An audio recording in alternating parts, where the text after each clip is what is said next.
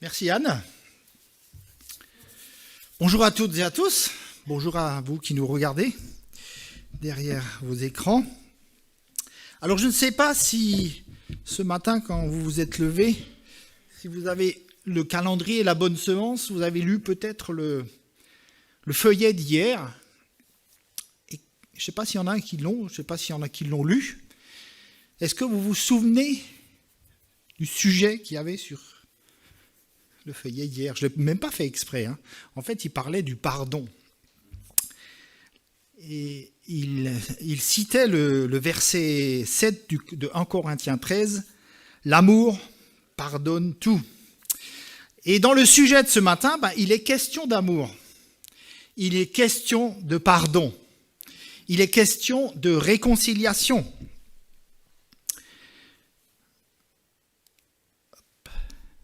Et c'est toujours très difficile d'exprimer par des mots ce que l'on vit les uns et les autres. C'est différent pour chacun. Mais en tout cas, une chose est certaine, c'est que l'amour de Dieu change la vie. Cet amour qui peut libérer. Et je crois que vous avez bien fait d'être là ce matin et de participer à ce moment de fête. Ben oui, puisque le culte, c'est un moment de fête, un moment de joie. Vous faites bien aussi de nous suivre et de nous écouter à travers votre écran, chez vous, à la maison. Et moi, je suis très content d'être dans une église où nous côtoyons des personnes de plusieurs nationalités. Il y a des Américains, même si ça fait plusieurs années qu'ils sont déjà parmi nous. Il y a des Portugais, des personnes venant d'Afrique, d'autres encore venant d'horizons différents. Une église qui est aussi intergénérationnelle, où les jeunes et les moins jeunes se côtoient, se parlent, se rencontrent et ont l'occasion de vivre un amour vrai, sincère, quelque chose de tout à fait authentique qui fait la différence. Et notre motivation, c'est qu'on a envie de bénir notre quartier ici, nos voisins. On a envie de bénir notre ville ou notre village, là où nous habitons. Et on a envie d'être des collaborateurs, des personnes qui ont force de proposition pour amener cette dimension de la foi dans notre quartier, dans notre ville, dans notre village, dans notre quotidien. Alors c'est l'amour de Dieu qui nous a touchés, qui nous a gagnés, il nous a pardonnés. Et il nous a rendus capables aussi, non seulement d'accueillir son pardon, mais aussi de le donner. L'amour est capable de faire reculer la haine, la violence. L'amour libère, il reconstruit, il donne une autre chance. Et l'amour se prouve par des actes concrets. Quelqu'un a dit que le verbe aimer, c'est un verbe. Sans action, il n'est qu'un mot. Et je crois que quelqu'un d'autre ici a une fois dit qu'aimer sans preuve d'amour, sans action, ce n'est pas aimer. Et je crois que ces personnes ont raison. Et 1 Corinthiens 13, verset 7, alors, ça ne marche pas. On peut avancer là, jusqu'à là. Voilà, merci. Nous dit ceci, l'amour pardonne tout. L'amour pardonne tout. Et dans cette proposition de l'amour, et c'est assez unique, ce que l'apôtre Paul nous dit ici sur l'amour, c'est assez unique et ça n'existe que dans le Nouveau Testament, que dans la Bible. L'amour pardonne tout. Dans certains pays, on cultive le non-pardon et chaque jour, des jeunes filles, des jeunes femmes sont lapidées, harcelées, battues, rejetées, méprisées par les membres de leur propre famille, parce qu'elles fréquentent un garçon qui n'a pas la même culture ou qui n'a peut-être pas la même religion. Et on appelle cela un crime d'honneur. Tu as déshonoré notre famille, eh bien on ne te pardonne pas, on te tue ou on te chasse de la maison. Et ça arrive tous les jours. Bien sûr, les médias en parlent très peu, mais il y a ici, là, un magazine mensuel où on peut lire ces choses, lire des témoignages sur cette question, c'est le magazine Porte Ouverte. Moi, je suis abonné aussi par Internet, on peut avoir régulièrement des infos par Internet, par mail. Et je crois qu'on peut les emprunter aussi pour les emmener chez soi et les lire. Vous l'avez sur le petit dépôt là-bas, je l'ai pris ce matin là. Imaginez un seul instant ce que serait notre monde si les hommes et les femmes choisissaient de se pardonner. Imaginez. Des drames seraient évités, des vies seraient sauvées, des vies changées, des nations seraient restaurées et l'humanité serait apaisée. Et je crois qu'on le voit au quotidien. Que d'énergie déployée, dépensée pour se déchirer, se dénigrer, se rabaisser.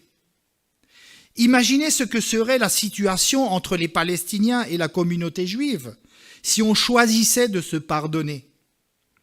Entre la gauche et la droite, entre les républicains et les démocrates, entre certains gens des quartiers et la police ou la gendarmerie. Le pardon, c'est une puissance, c'est un état d'esprit, c'est un style de vie. C'est toute une réflexion, toute une mentalité. Dans son livre « Combat pour le pardon », Brian Frost retrace la biographie de Nelson Mandela. Nelson Mandela, cet homme qui a été emprisonné pendant 27 ans à l'époque de l'apartheid à cause du racisme. Et lorsque Nelson Mandela est libéré, il se présente devant la nation sud-africaine. Ces gens sont révoltés par tout ce qu'il a subi. Il avait à ce moment-là le pouvoir d'enflammer toute une nation et de plonger le pays dans la guerre civile. Mais intérieurement, il avait été préparé dans ce style de vie du pardon, dans un cheminement du pardon. Et alors là, il délivre un message de réconciliation pour toute la nation. Et voilà ce qu'il dit. Seuls les courageux savent pardonner. Seuls les courageux savent pardonner. J'ai compris que le pardon me rendait libre, même lorsque mes circonstances et ma condition de prisonnier ne changeraient pas. J'ai été convaincu que si je ne faisais pas le choix du pardon, je serais un captif toute ma vie. Même après être sorti de ces murs, le non-pardon et la soif de vengeance m'auraient gardé derrière ces murs avec des chaînes aux pieds. Par le pardon, je suis déjà libre et personne ne peut m'emprisonner. Et ailleurs, il dit, pardonner, c'est libérer un prisonnier et découvrir que le prisonnier, c'était vous. Quelle découverte en prison, mes amis. Quelle découverte. Et quel choix. Et moi, je le vois encore dans ce fameux match de rugby avec les Springboks, avec le maillot des Springboks et l'équipe nationale sud-africaine, où il se montre, il est présent, et tout un stade est en liesse en jouant, où noir et blanc jouent ensemble. Mais ce n'est pas seulement du sport, mais c'est aussi une nation qui a trouvé la réconciliation par le pardon. Quelqu'un a dit, la clé du pardon se trouve dans la dernière syllabe du mot pardon, c'est-à-dire don. Et le pardon, c'est un don. Et ce don, il est accessible aujourd'hui, mes amis. Nous pouvons accueillir le pardon de Dieu. Et plus que toute autre chose, Dieu aime pardonner. Et Dieu est généreux en pardon. Et la Bible dit que le pardon se trouve auprès de Dieu, afin qu'on ait du respect pour lui. C'est nous qui donnons comme nous avons reçu lorsque nous choisissons de pardonner. La lettre aux Éphésiens, c'est l'apôtre Paul qui écrit ici au chapitre 4.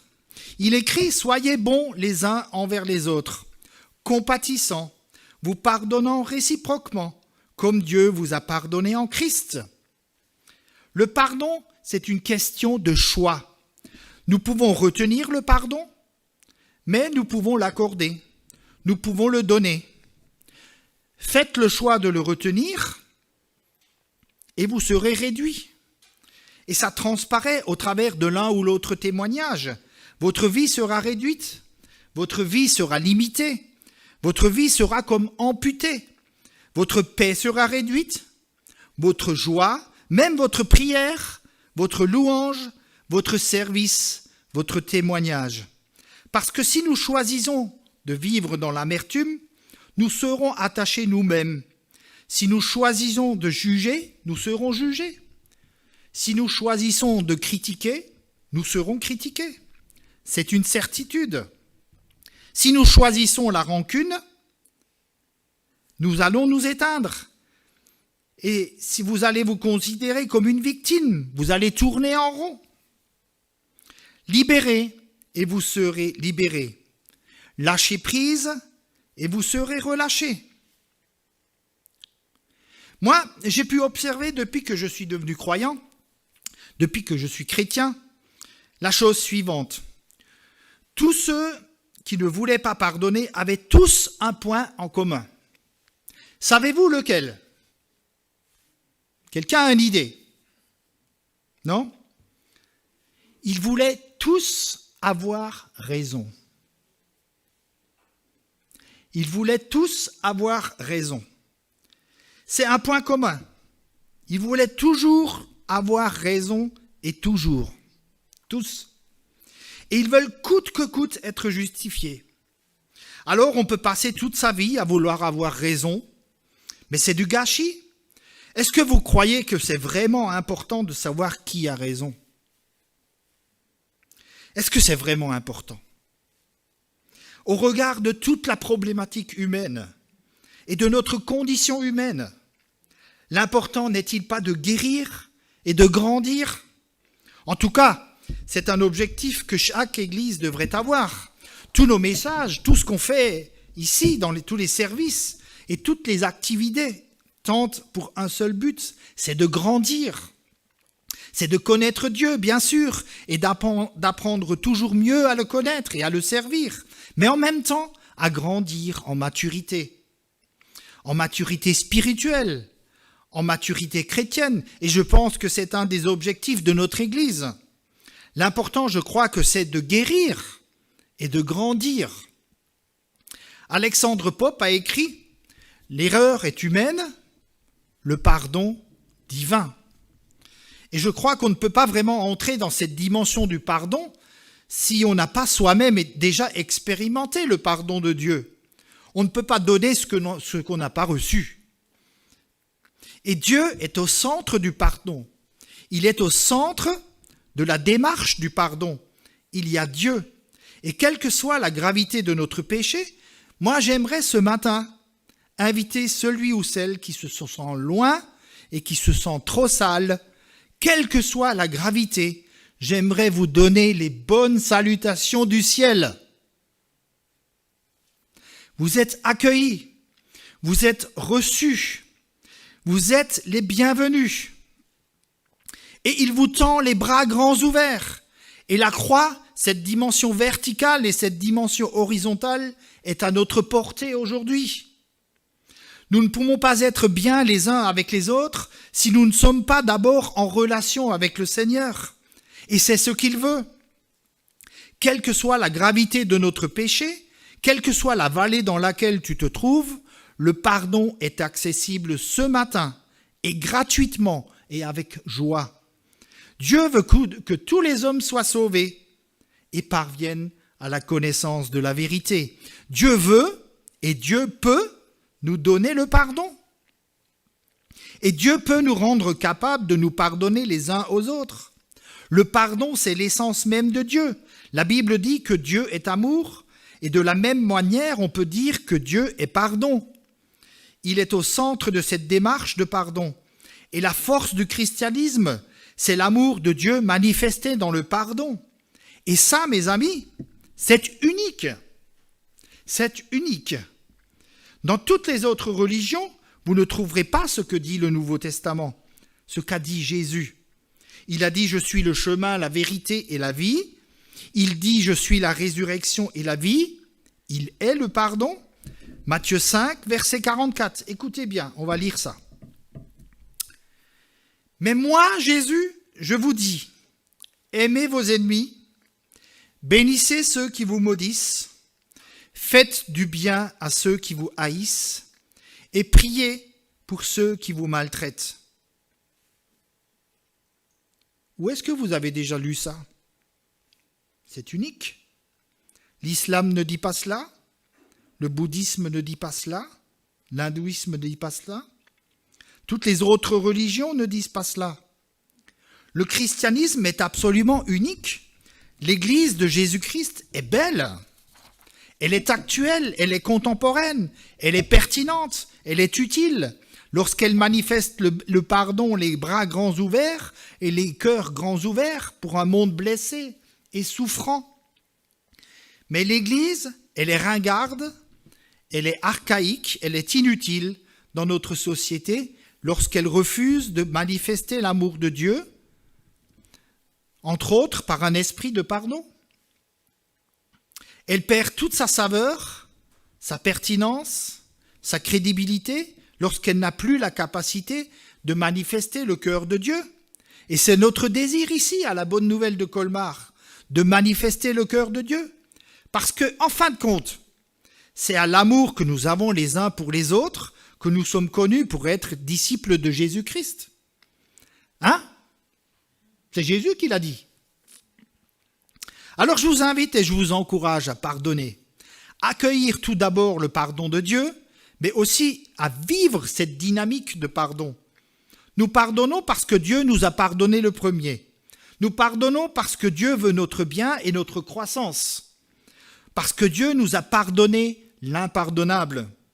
Ce sont autant de raisons pour pardonner.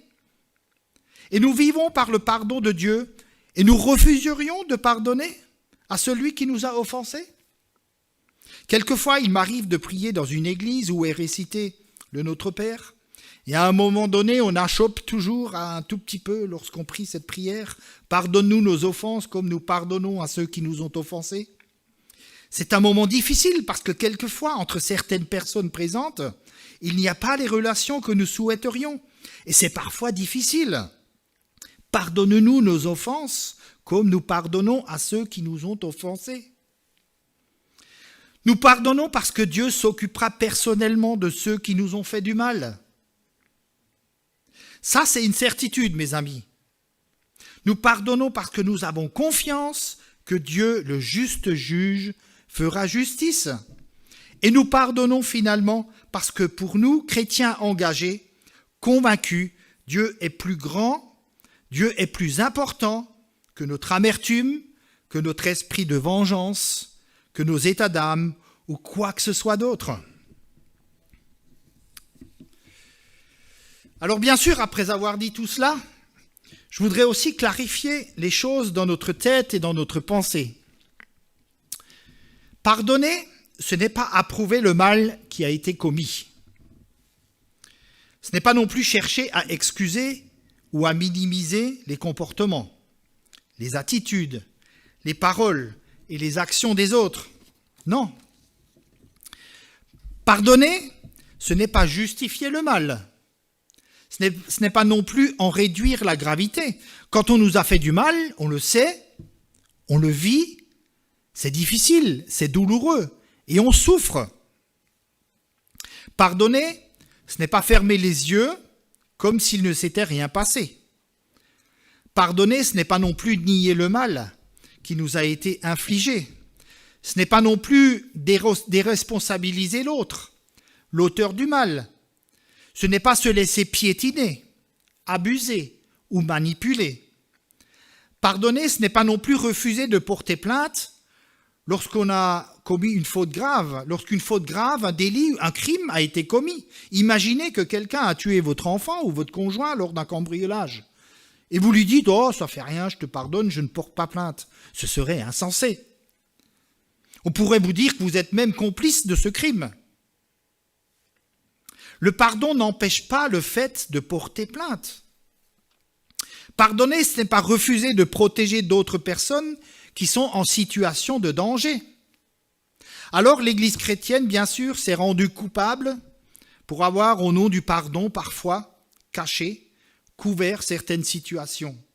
Parfois des atrocités. Ce n'est pas juste. Pardonner, ce n'est pas essayer de restaurer à tout prix une relation. Parce qu'il y a au fond des relations qui sont destructrices.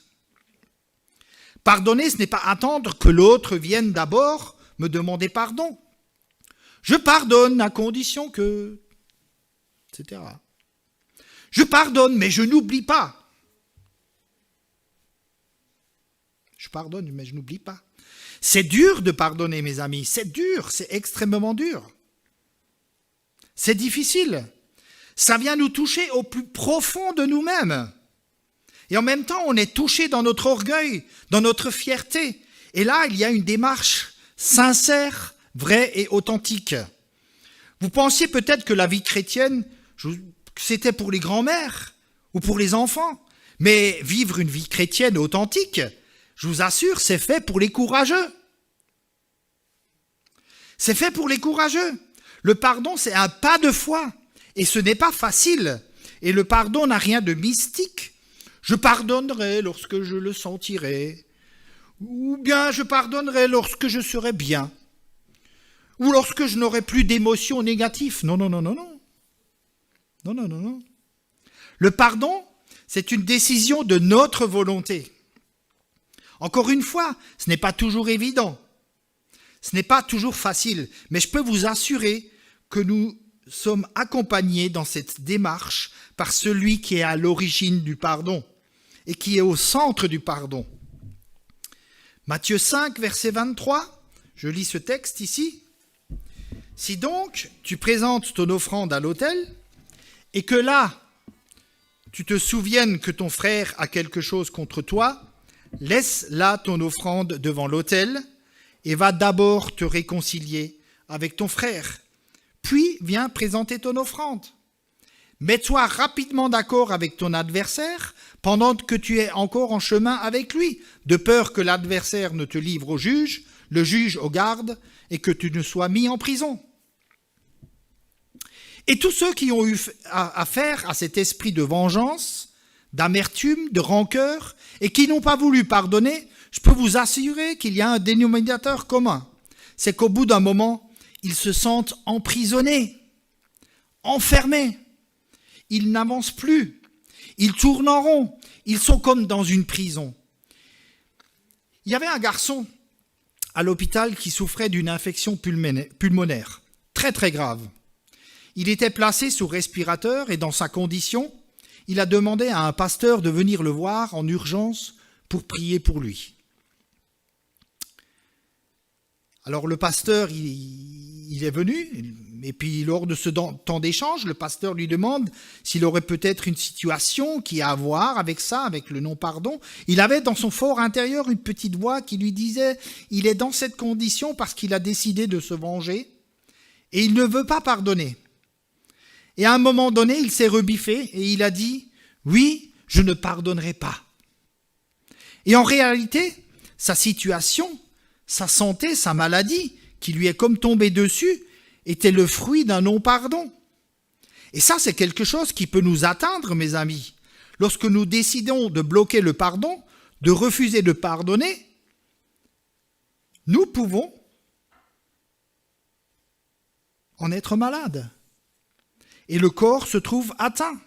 Le pasteur lui dit alors, écoute, je crois qu'il faut que tu pardonnes et que tu restaures cette situation et que tu pardonnes vraiment. Et puis je reviendrai et à ce moment-là, on priera à nouveau ensemble. Une semaine après, le garçon a rappelé le pasteur et lui a dit, écoute, j'ai pardonné. Et tu sais quoi ? Je suis guéri. Je suis guéri. Alors c'est intéressant. Alors, bien sûr, quelqu'un dira peut-être que ça n'a rien à voir avec le pardon, cette maladie.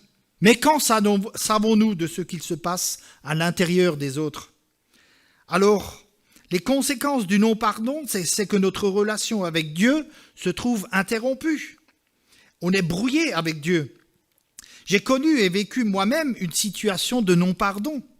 Et ça m'a été extrêmement difficile de pardonner. J'ai haï une personne qui m'a fait du mal à un point que je ne peux pas le dire ici, tellement je l'ai haï. Il s'agissait d'une personne qui m'a harcelé psychologiquement, moralement, et cela pendant plus de 3 ans. Et tant que je n'ai pas fait le choix de pardonner, j'étais très mal.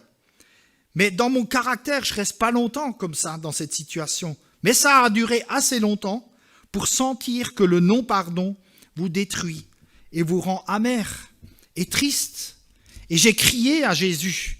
Je lui ai dit, Seigneur, je n'arrive pas à pardonner à celui-là. Je ne peux rien te cacher et tu sais que je hais cette personne. Mais viens à mon secours. Viens me guérir de ma haine et de mon non-pardon. C'est plus fort que moi. Mais toi, tu es plus fort que ça. Et toi, tu vis en moi. Alléluia. Seigneur, je n'arrive pas à pardonner à mon ennemi, mais toi, tu es tout-puissant. Et je décide de te faire confiance pour que tu me guérisses de ce non-pardon. Et à partir du moment où j'ai commencé à prier comme ça, que j'ai régulièrement demandé au Seigneur de me guérir de ce non-pardon, ma haine contre cette personne s'est évanouie et s'est retirée de moi. Ça ne s'est pas fait instantanément, mais petit à petit, j'ai réussi à oublier le mal que cette personne m'a fait. Petit à petit, j'ai cessé de penser à cette personne, à la vengeance, à la haine, au non-pardon. Le Seigneur a fait son œuvre en moi, et aujourd'hui, je peux dire que c'est lui qui m'a guéri. Alléluia. Alors ce matin, j'aimerais vous encourager à renouer le dialogue, le contact, si vous avez rompu ce contact avec le Seigneur. On est dans la maison de Dieu. D'autres sont devant leurs écrans et suivent le culte. Et dimanche après dimanche, des hommes, des femmes, des jeunes et des moins jeunes, de toute culture, de toute nationalité, retrouvent le contact avec Dieu. Et c'est bon d'être en relation avec le Seigneur, de se nourrir jour après jour de sa parole, par un temps de prière, un contact. Je vous assure, ça fait la différence. Ça fait la différence. Il y a une différence entre quelqu'un qui est en contact avec Dieu et quelqu'un qui ne l'est pas. Il y a une différence. Et je voudrais vous encourager, mes amis. Si vous ne pardonnez pas, le Saint-Esprit est attristé. Nous réduisons son action dans nos vies. Dieu n'écoute plus nos prières. Marc 11, 25. On lit ça. Lorsque vous êtes debout en prière, si vous avez quelque chose contre quelqu'un, pardonnez. Si nous ne pardonnons pas, Dieu nous laisse affronter nos problèmes tout seul. Et quand on est tout seul face à ces problèmes, c'est terrible. On peut faire le grand à un moment donné, mais on n'a pas toutes les solutions. On n'a pas toutes les réponses. Nous dépendons les uns des autres. On a besoin des uns des autres. Nous ne savons pas tout. Nous n'avons pas toutes les ressources. Lorsque nous ne pardonnons pas, nous donnons un accès à l'adversaire, au diable, à l'ennemi. Éphésiens 4, 26. Que le soleil ne se couche pas sur votre irritation. Ne donnez pas accès au diable. À qui vous pardonnez, dit l'apôtre Paul, je pardonne aussi, afin de ne pas laisser l'avantage à Satan sur vous. Parce que nous n'ignorons pas ses desseins. Ah oui, mes amis, le diable existe et il a un plan horrible pour nos vies. Mais nous pouvons déjouer ses plans. Il influence ce monde. On voit bien les dégâts causés par la haine, par la rancœur, le mépris de l'autre, l'indifférence. Et c'est une porte ouverte à l'activité diabolique. Le terrorisme aujourd'hui, évidemment, est causé par tout un système de lavage de cerveau, d'endoctrinement. Mais derrière le terrorisme, il y a surtout une puissance des ténèbres, une puissance d'aveuglement et une puissance de mort. Et nous pouvons, par le pardon et en vivant dans le pardon, déjouer cela. Et l'Église de Jésus-Christ est appelée justement à être un témoignage de pardon, un témoignage d'amour, un témoignage de triomphe de l'amour sur la haine, de la paix sur la violence. Et nous le pouvons à travers du pardon. Nous gaspillons notre temps, notre talent, notre énergie, même notre créativité, si nous nous enfermons dans le non-pardon. Et nous devenons esclaves de ceux à qui nous refusons le pardon. Dieu s'oppose à nous et il finit par devenir notre ennemi. C'est terrible. Le pardon, ce n'est pas une émotion, c'est un engagement. C'est un engagement. Et aujourd'hui, je veux prendre un moment pour terminer où l'on donne l'occasion de s'engager. Le pardon n'est pas sans douleur, parce qu'au fond, tu aimerais tellement être justifié. Mais au fond, c'est moi qui avais raison. J'ai raison. Tu aimerais qu'on dise ça de toi. C'est vrai, tu avais raison. Le pardon, c'est un acte de foi sans aucune garantie. Sans aucune garantie. Tu ne sais pas comment l'autre va réagir. Mais ce n'est pas important, ça. L'important, c'est que toi, tu sois libéré et délivré. N'est-ce pas? J'aimerais maintenant inviter les musiciens à revenir vers leurs instruments pour chanter ce chant. Cet amour qui peut libérer. Et j'aimerais vous donner l'occasion, à la suite de ces paroles, de prendre une décision pour vous, pour les vôtres, pour votre famille. Imaginez votre quartier, votre voisinage, imaginez votre famille. Si vous démarrez, et il suffit d'une personne qui commence à vivre dans l'amour de Dieu, dans l'esprit du pardon, plutôt que de la vengeance. Et ça peut faire toute la différence. Je vais encore vous raconter une petite histoire d'une personne qui est décédée maintenant. Et toute sa vie, elle a vécu dans un esprit de rancune, un esprit d'amertume, un esprit de vengeance. Très jeune dans sa vie, elle a été mise à contribution. Il a fallu qu'elle remplace la maman parce que sa maman était décédée lorsqu'elle était très jeune.